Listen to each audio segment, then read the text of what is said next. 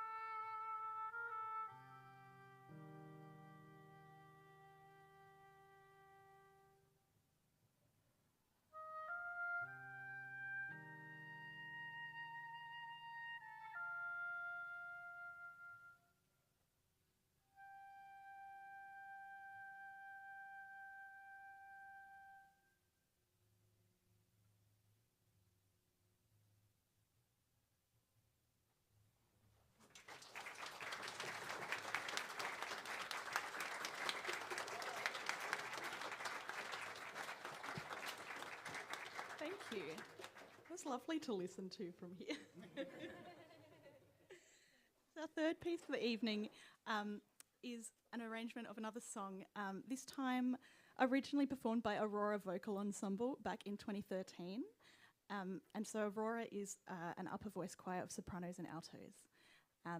And this was a setting of a poem called The Violet by the English writer Jane Taylor, best known for writing the words to Twinkle Twinkle Little Star. So please enjoy The Violet for string quartet.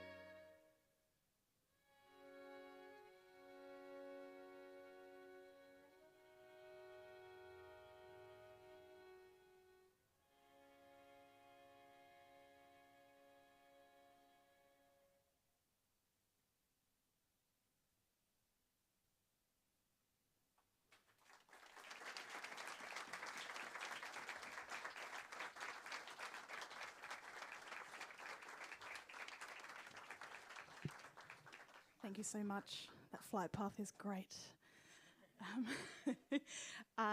Next up, we have a set of short piano pieces. Thank you, Emma. Apologies, we're in your way once more. So this is called the Ebony and Ivory Cat Suite, and it's 4 little dance pieces about black and or white cats. So there's Silky's Prelude, Plumbago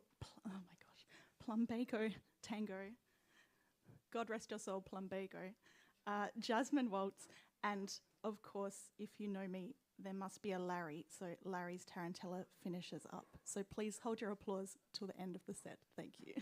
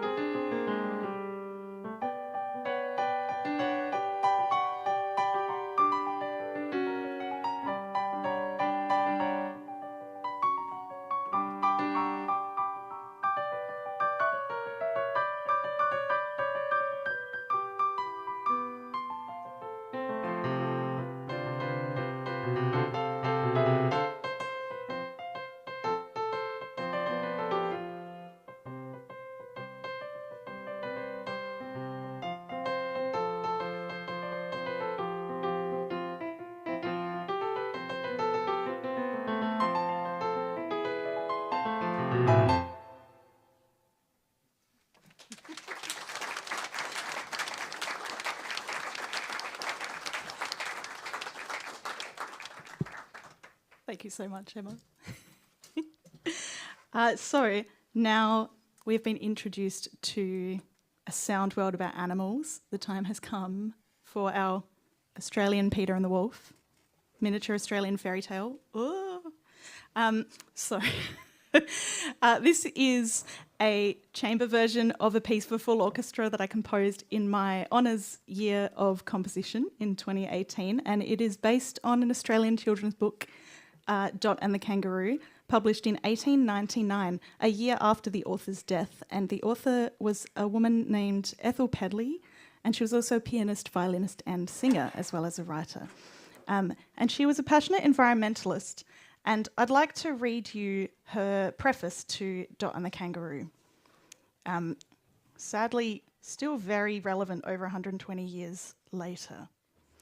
To the children of Australia, in the hope of enlisting their sympathies for the many beautiful, amiable and frolicsome creatures of their fair land, whose extinction through ruthless destruction is being as surely accomplished.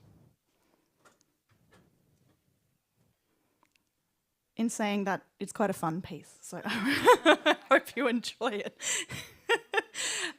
So yes, this is our last piece of the evening, and so I just want to say a huge thank you to the whole COMA team for having us. Thank you so much. Thank you for inviting me to present this set. It was originally penciled in for earlier in the year, but you know, things happen in 2022, so we are here now, and I'm so glad we're here and we've made it and everyone is healthy and well.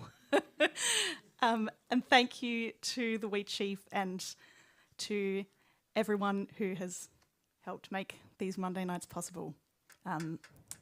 It's amazing. Thank you for coming out to support new Australian music.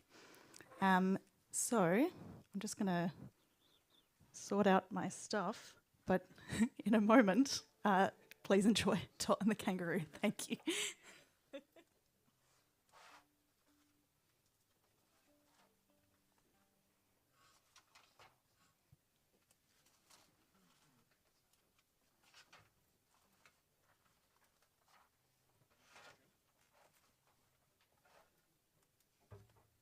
Okay, does anyone else need to sort out any stuff?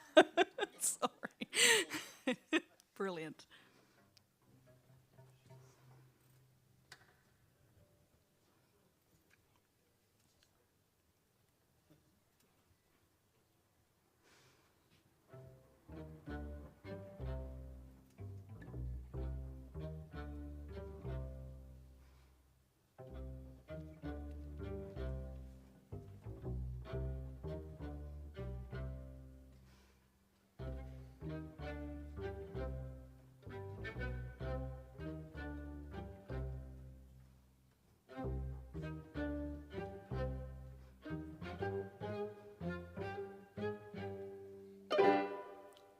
Little Dot had lost her way in the bush. She knew it and was very frightened. The thought of being lost and alone in the wild bush at night took her breath away.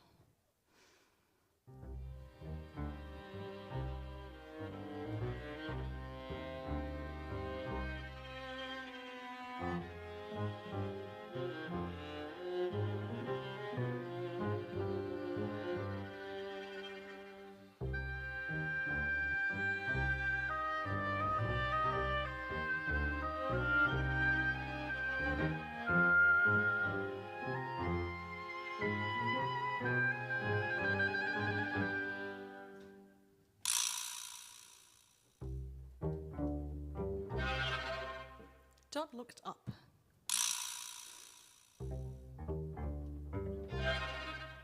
She forgot all her trouble and fear in her astonishment at seeing a big grey kangaroo in front of her.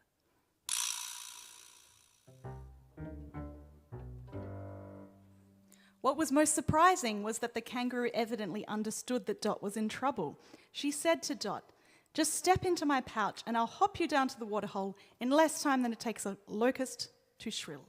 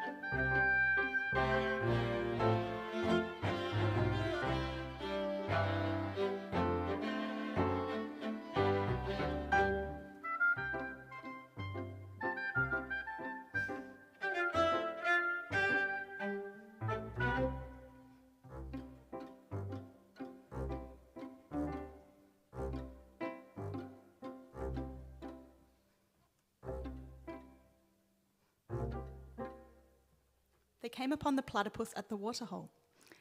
"I am the Ornithorhynchus paradoxus," said the platypus pompously. "The name platypus is insulting. It means broad-footed, a vulgar pseudonym which could only have emanated from the brutally coarse expressions of a human."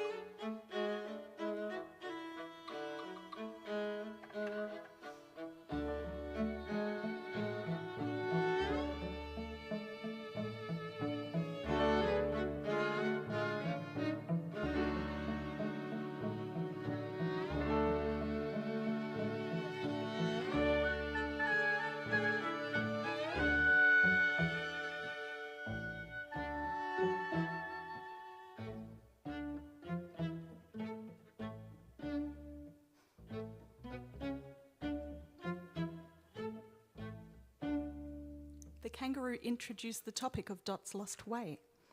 "Who shall I ask to find her way? Someone must know where it is." The platypus advised them to follow the willy wagtail. "Humans and wagtails fraternise together. They both get on my nerves dreadfully. Only music can quiet my nerves."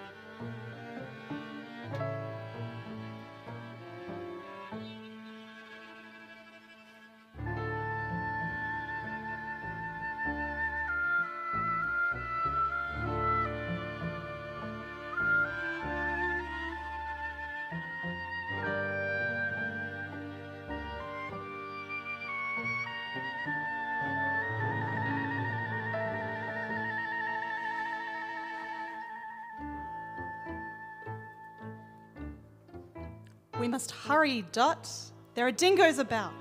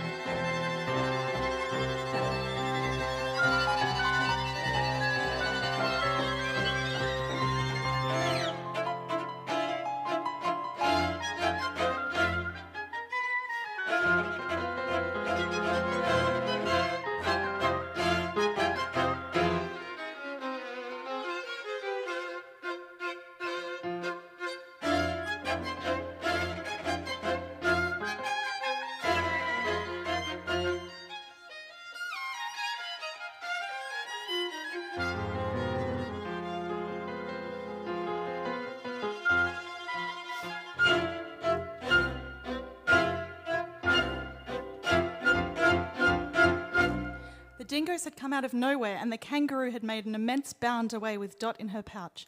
She had seemed to fly through the bush. The kangaroo had exerted all her remaining strength to spring across a rocky cliff to the other side, as Dot's ears had been filled with the sounds of snarling snaps. When they were safe, little birds approached Dot and the kangaroo to help nurse them back to health.